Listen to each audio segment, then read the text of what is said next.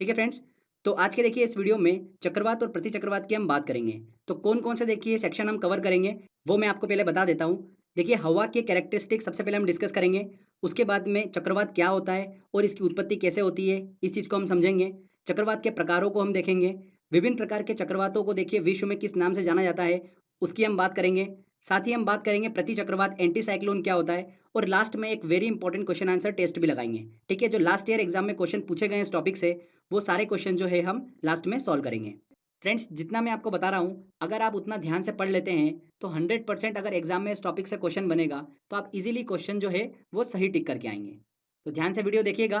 तो चलिए हम वीडियो को स्टार्ट करते हैं। तो फ्रेंड्स देखिए सबसे पहले हम बात करते हैं हवा एयर होती क्या है। देखिए मैं आपको पूरा कॉन्सेप्चुअली समझाऊंगा, बस आपको ये वीडियो ध्यान से सुनना है।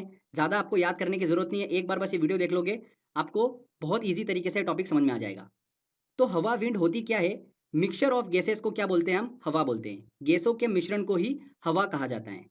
जब यह हवा एक स्थान से दूसरे स्थान पर गति करती है तब इसे क्या बोला जाता है? विंड बोला जाता है। तब इसे क्या बोला जाता है? पवन बोला जाता है। अब बात आती है कि हवा जो होती है वो गति क्यों करती है। तो देखिए प्रेशर डिफरेंस के कारण हवा जो होती है वो गति करती है। जब भी वातावरण में प्रेशर डिफरेंस होगा तब हवा जो होगी वो गति करेगी।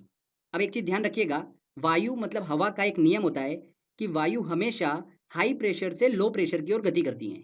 ओके, हाई प्रेशर से लो प्रेशर की ओर गति करती है हवा। देखिए इसको याद करने का मैं आपको सिंपल सा तरीका बताता हूँ। स्टूडेंट जो होते हैं वो एग्जाम को लेकर हाई प्रेशर में होते हैं। ठीक है, तो वो हाई प्रेशर की कंडीशन में क्या करते हैं? अपने फ्रेंड से बातचीत करेंगे या फिर अपने पेरेंट्स से बातचीत करेंगे। तो वो क्या करते हैं? हाई प्रेशर से लो प्रेशर में जाने की कोशिश करते हैं कि मेरा प्रेशर थोड़ा सा रिलीज हो जाए। मैं अपने फ्रेंड सर्कल से एक बार बातचीत कर लेता हूँ तो मेरा प्रेशर जो होगा वो रिलीज हो जाएगा। तो देखिए इंसानों की प्रवृत्ति भी यही होती है कि वो हाई प्रेशर से लो प्रेशर की ओर जाने की कोशिश करता है। उसी तरीके से हवा भी जो होती है वो हाई प्रेशर से लो प्रेशर की ओर चलती है। ठीक है फ्रेंड्स, समझ में आया आपको? बहुत ही बेसिक कॉन्सेप्ट है। तो फ्रेंड्स देखिए यहाँ पर हमने बात करी एयर प्रेशर की मतलब वायु दाब की। तो उससे रिलेटेड एक पॉइंट ध्यान रखिएगा कि वायु दाब को बैरोमीटर का उपयोग करके मापा जाता है। किस यंत्र की हेल्प से? बैरोमीटर का उपयोग करके वायु दाब को मापा जाता है। बैरोमीटर में जब पारा अचानक से गिरता है तो वो तूफान आने का संकेत देता है। जब पारा धीरे धीरे बैरोमीटर में बढ़ने लगता है तब वह प्रति चक्रवात मतलब एंटी साइक्लोन का संकेत देता है। ठीक है, मतलब मौसम साफ होने वाला है। ये हम आगे समझेंगे। अभी बस इतना ध्यान रखिए कि बैरोमीटर में जब भी पारा धीरे धीरे बढ़ता है तो वो साफ मौसम का संकेत देता है। और जब पारा अचानक से गिर कर फिर धीरे धीरे बढ़ता है तो वो बारिश का संकेत देता है। Clear friends? तो बस ध्यान रखिएगा वायु दाब को बैरोमीटर की सहायता से मापा जाता है। साथ ही फ्रेंड ध्यान रखिएगा हवा का एक और कैरेक्टरिस्टिक्स होता है कि जब हवा जो होती है वो गर्म हो जाती है तब वो गर्म होने के बाद हल्की हो जाती है और धीरे धीरे जो है हवा ऊपर उठने लगती है। वायु गर्म होने पर हल्की होकर धीरे धीरे ऊपर उठने लगती हैं। आगे देखिए फ्रेंड, यहाँ पर हम प्रेशर की बात कर रहे हैं तो देखिए प्रेशर का एक रिलेशन होता है टेम्परेचर से। उसको आपको पता होना चाहिए। प्रेशर जो होता है वो टेम्परेचर के इन्वर्स होता है। जब भी प्रेशर बढ़ेगा तब टेम्परेचर कम हो जाता है। जब भी प्रेशर कम होगा तब टेम्परेचर बढ़ जाता है। ठीक है, ये इन्वर्स रिलेशन होता है दोनों के बीच में। देखिए यूपीपीसीएस 2015 में इससे रिलेटेड एक क्वेश्चन पूछा था कि पृथ्वी पर वायुदाब कम कब होता है। तो पृथ्वी पर वायुदाब मतलब एयर प्रेशर कम कब होगा? प्रेशर को कम करना मतलब टेम्परेचर बढ़ेगा। मतलब ग्रीष्म ऋतु में टेम्परेचर बढ़ता है। तो ग्रीष्म ऋतु में पृथ्वी पर वायुदाब जो होता है वो कम होता है। बेसिक कॉन्सेप्ट से देखिए क्वेश्चन यहाँ पर एग्जाम में पूछ लेते हैं, तो ध्यान रखिएगा इस चीज़ को। तो ये हमने देखिए बात करी हवा के कैरेक्टरिस्टिक्स की। आई होप आपको समझ में आया होगा। अब देखिए फ्रेंड्स हम आगे बात करते हैं कि चक्रवात होता क्या है, साइक्लोन क्या होता है और इसकी उत्पत्ति कैसे होती है। ठीक है, तो इसकी डेफिनेशन हम बाद में डिस्कस करेंगे। पहले देखिए हम बात करते हैं कि इसकी उत्पत्ति कैसे होती है। तो देखिए फ्रेंड्स, पृथ्वी जब सूर्य के प्रकाश के कारण गर्म हो जाती है तब पृथ्वी पर मौजूद वायु जो है वो गर्म हो जाती है। और गर्म होने के बाद देखिए वायु क्या हो जाती है? हल्की हो जाती है और ऊपर उठने लगती है। जब वायु ऊपर की ओर उठ जाती है तब वहां पर देखिए निम्न दाब का एक क्षेत्र बन जाता है। जो रिक्त स्थान बन जाता है, ठीक है, जो स्पेस क्रिएट हो जाता है, वहां पर देखिए निम्न दाब का एक क्षेत्र बन जाता है। लो प्रेशर सेंटर जो है वहां पर जनरेट हो जाता है। तब देखिए जो आसपास की हाई प्रेशर वाली जो हवा है वो निम्न दाब की ओर गति करने लगती है। जब भी प्रेशर डिफरेंस होगा हवा जो होगी वो गति करेगी, हमने पढ़ रखा है। ठीक है ना फ्रेंड्स? तो हाई प्रेशर से लो प्रेशर की ओर हवा जो है वो गति करने लगती है। अब एक चीज़ ध्यान रखिएगा, हवा जो होती है वो सीधे हाई प्रेशर से लो प्रेशर की ओर गति नहीं करती है। देखिए फ्रेंड्स यहाँ पर एक कॉन्सेप्ट है। पृथ्वी की घूर्णन गति के कारण जो पृथ्वी अपने अक्ष पर घूमती है उसके कारण देखिए कोरियोलिसिस बल जो है वो क्रिएट होता है। और वो बल जो होता है वो वायु को क्या करता है? चक्रीय गति प्रदान करता है। ओके फ्रेंड्स, इसलिए वायु जो है हाई प्रेशर से लो प्रेशर की ओर जाने पर चक्करदार मार्ग पर गति करने लगती है, जिसे ही हम क्या बोलते हैं, चक्रवात कहते हैं। सिंपल सी बात है, देखिए नाम से स्पष्ट हो रहा है। ठीक है, चक्करदार हवाएं मतलब चक्रवात। क्लियर? तो आपको यहाँ पर देखिए समझ में आया होगा कि चक्रवात के सेंटर में जो है वहाँ पर निम्न दाब का क्षेत्र होता है और बाहर की ओर जो होता है वो हाई प्रेशर का होता है, क्योंकि हाई प्रेशर से लो प्रेशर की ओर हवाएं जो है वो गति करती है। समझ में आया आपको? बहुत ही सिंपल कॉन्सेप्ट है। चक्रवात के सेंटर में लो प्रेशर है, बाहर की ओर हाई प्रेशर है। लो प्रेशर क्यों क्रिएट हुआ? देखिए यहाँ पर सूर्य के प्रकाश के कारण पृथ्वी पर मौजूद वायु गर्म होकर ऊपर उठने लगती है। तब आसपास की जो ठंडी हवाएं हैं, मतलब हाई प्रेशर वाली जो हवाएं हैं, वो लो प्रेशर की ओर गति करने लगती है। ठीक है, इसलिए चक्रवात के सेंटर में लो प्रेशर होता है और आसपास जो होता है वहाँ पर हाई प्रेशर होता है। ठीक है फ्रेंड्स, बहुत ही क्लियर है। एसएससी में क्वेश्चन यहाँ से पूछ लिया गया था, इस चीज़ को ध्यान रखिएगा। अब देखिए यहाँ पर हमने एक फोर्स की बात करी, कोरियोलिसिस बल। ठीक है, कोरियोलिसिस फोर्स ये क्या होता है? बहुत ही इंपॉर्टेंट कॉन्सेप्ट है इसका, ध्यान से समझिएगा। यहाँ से भी एग्जाम में क्वेश्चन पूछा गया था। देखिए, पृथ्वी जैसा कि आपको पता है कि अपने अक्ष पर घूर्णन करती है। इस घूर्णन के कारण वायु की दिशा में डिफ्लेक्शन मतलब विक्षेप देखने को मिलता है। सबसे पहले इस विक्षेप को, डिफ्लेक्शन का अध्ययन किसने करा था? जीजी कोरियोलिसिस ने किया था। इसलिए इस विक्षेपण फोर्स को, इस विक्षेपण बल को, डिफ्लेक्शन को क्या कहा गया? कोरियोलिसिस बल कहा गया। अब देखिए फ्रेंड्स, जीजी कोरियोलिसिस ने क्या देखा? जो हमारी पृथ्वी है वो उत्तरी गोलार्ध और दक्षिणी गोलार्ध में बटी हुई है। ठीक है, पहले भी हम डिस्कस कर चुके हैं। तो उत्तरी गोलार्ध में गतिशील वस्तु जो होती है, जैसे कि पवन, पक्षी, मिसाइल, गोली, ये सब जो गतिशील वस्तु होती है, इस बल के प्रभाव के कारण राइट साइड मुड़ जाती है, मतलब अपने दाएं की तरफ में मुड़ जाती है। और दक्षिणी गोलार्ध में वो लेफ्ट साइड को मुड़ जाती है। ठीक है, इस बात का अध्ययन जो है वो किसने करा? जीजी कोरियोलिसिस ने करा। इसीलिए इस डिफ्लेक्शन फोर्स को क्या कहा गया? कोरियोलिसिस बल कहा गया। ठीक है फ्रेंड्स, आई होप आपको समझ में आया होगा। ये कॉन्सेप्ट जो है ये आगे यूज होने वाला है, तो इस चीज़ को ध्यान रखिएगा। उत्तरी गोलार्ध में गतिशील वस्तु जो है इस बल के प्रभाव के कारण अपने राइट साइड की ओर मुड़ जाती है और दक्षिणी गोलार्ध में लेफ्ट साइड की ओर मुड़ जाती है। आगे जो हम डिस्कस करने वाले हैं कि चक्रवात में हवा की डायरेक्शन क्या होती है, एंटी साइक्लोन में हवा की डायरेक्शन क्या होती है, वो बड़ी आसानी से आप निकाल पाएंगे अगर आपको ये कॉन्सेप्ट क्लियर होगा तो ये हमने समझ लिया चक्रवात क्या होता है, इसकी उत्पत्ति कैसे होती है। ठीक है, आगे अब बात करते हैं चक्रवात के प्रकारों की। तो देखिए फ्रेंड्स, चक्रवात के दो प्रकार होते हैं। एक होता है उष्णकटिबंधीय चक्रवात और एक होता है शीतोष्ण चक्रवात। ओके, ट्रॉपिकल साइक्लोन और टेम्परेट साइक्लोन। चलिए इनको हम समझ लेते हैं। तो देखिए ये हमारी पृथ्वी है, इसके सेंटर में 0 डिग्री अक्षांश मतलब भूमध्य रेखा, जिसे इक्वेटर बोलते हैं। उत्तरी गोलार्ध में देखिए 23.5 डिग्री अक्षांश, जिसे कर्क रेखा बोलते हैं, ट्रॉपिक ऑफ कैंसर। दक्षिणी गोलार्ध में देखिए 23.5 डिग्री अक्षांश, इसे क्या बोलते हैं? मकर रेखा, ट्रॉपिक ऑफ कैप्रिकॉन। तो कर्क रेखा और मकर रेखा के बीच का जो क्षेत्र होता है, इसे ही हम क्या बोलते हैं? उष्णकटिबंधीय क्षेत्र बोलते हैं।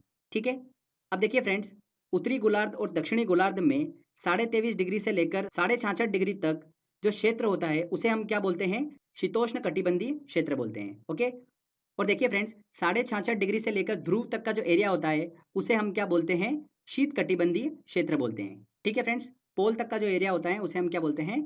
शीत कटिबंधीय क्षेत्र बोलते हैं।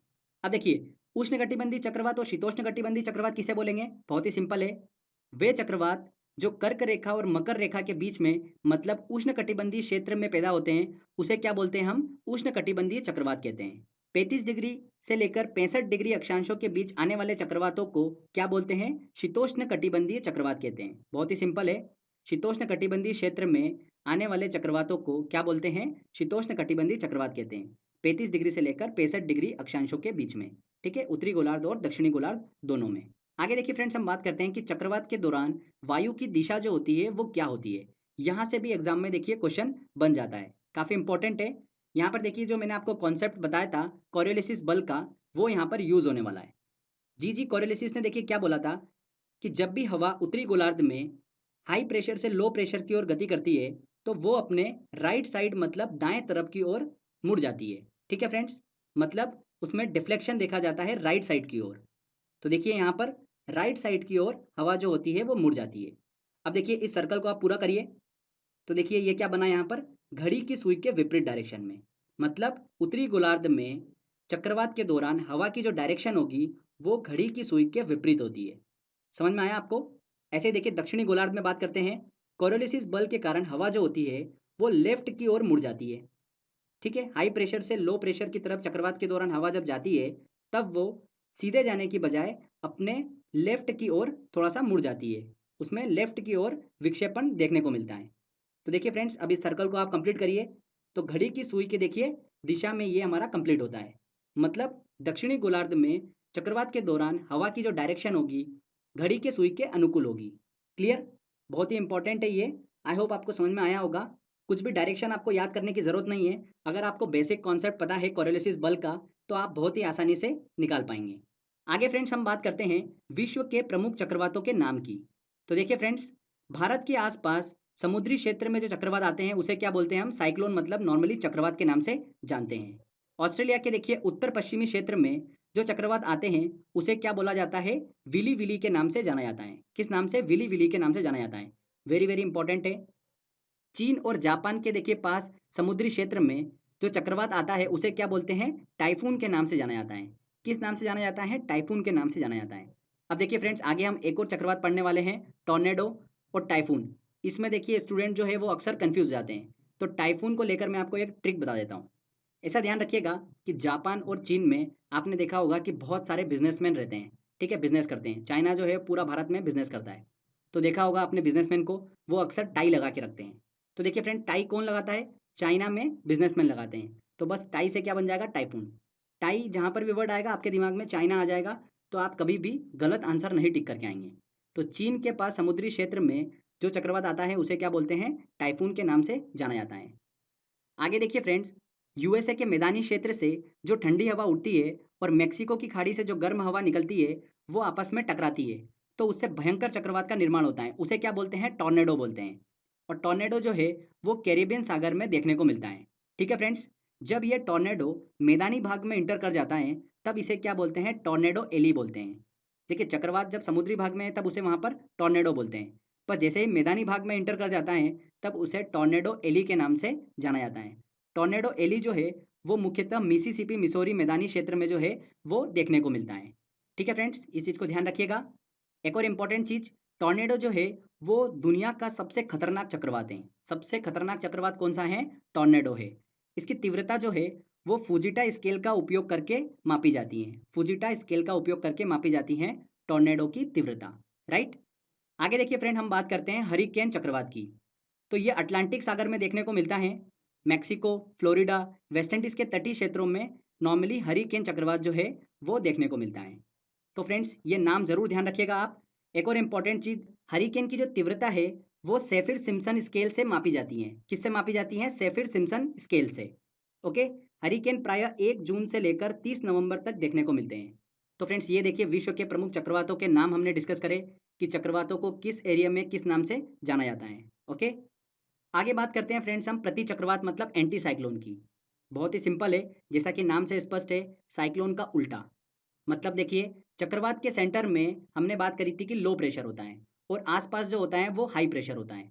अगर हम प्रति चक्रवात की बात करेंगे तो यहाँ पर सेंटर में हाई प्रेशर होता है और आसपास जो होता है वो लो प्रेशर होता है। तो हवाएं जो है वो हाई प्रेशर से लो प्रेशर की ओर जाती है। मतलब प्रति चक्रवात में हवाएं जो है वो फैलती हुई हमको दिखाई देती हैं। प्रति चक्रवातों में मौसम जो होता है वो पूरी तरीके से साफ होता है। जबकि चक्रवातों में क्या होता है? चक्रवातों के दौरान तेज मूसलाधार बारिश जो है वो हमको देखने को मिलती है। अच्छा, एक इंपॉर्टेंट चीज़ और ध्यान रखिएगा यहाँ पर, चक्रवातों के दौरान जो तेज वर्षा होती है उसे हम क्या बोलते हैं? फ्रंटल रेन बोलते हैं। क्या बोलते हैं? फ्रंटल रेन बोलते हैं। मतलब वाताग्र वर्षा जो है उसे कहा जाता है। साइक्लोन का जो सेंटर होता है, चक्रवात का जो केंद्र होता है, उसे चक्रवात की आंख कहा जाता है, जो कि वर्षा रहित क्षेत्र होता है। वहाँ पर वर्षा नहीं होती है उसके सेंटर में। ठीक है, तो ये हमने डिस्कस करा फ्रेंड्स, प्रति चक्रवात क्या होता है। अगर प्रति चक्रवात में देखिए हवा की डायरेक्शन की बात करें हम, तो बहुत ही सिंपल है। चक्रवात का जस्ट आपको उल्टा करना है। उत्तरी गोलार्ध में और दक्षिणी गोलार्ध में हवा की डायरेक्शन क्या होगी, अब बिल्कुल आसानी से आप निकाल सकते हैं। ओके। आगे देखिए फ्रेंड्स, कुछ इंपॉर्टेंट पॉइंट्स और मैं डिस्कस करूंगा, उसके बाद हम टेस्ट की ओर चलेंगे। तो देखिए, उत्तर पश्चिम प्रशांत सागर जो है वो सबसे ज़्यादा एक्टिव बेसिन है चक्रवात के लिए। वहाँ पर सबसे ज़्यादा विश्व के चक्रवात जो है वो जन्म लेते हैं। कहाँ पर?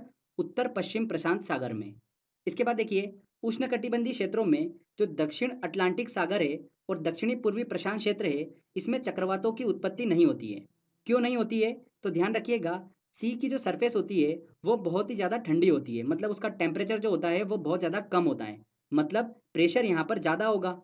तो इस वजह से यहाँ पर चक्रवात जो है वो नहीं देखने को मिलते हैं। Clear friends? उष्णकटिबंधीय क्षेत्र में ध्यान रखिएगा, दक्षिणी अटलांटिक सागर और दक्षिणी पूर्वी प्रशांत क्षेत्रों में चक्रवात जो है प्रायः उत्पन्न नहीं होते हैं। इसके बाद देखिए चक्रवातों की शक्ति का मापन जो है वो किस स्केल पे किया जाता है, तो ध्यान रखिएगा टी स्केल पर चक्रवातों की शक्ति का मापन जो है वो किया जाता है। तो फ्रेंड्स देखिए यहाँ पर हमारा ये चक्रवात और प्रति चक्रवात मतलब साइक्लोन और एंटी साइक्लोन वाला थ्योरी सेक्शन कंप्लीट होता है। आई होप आपको समझ में आया होगा।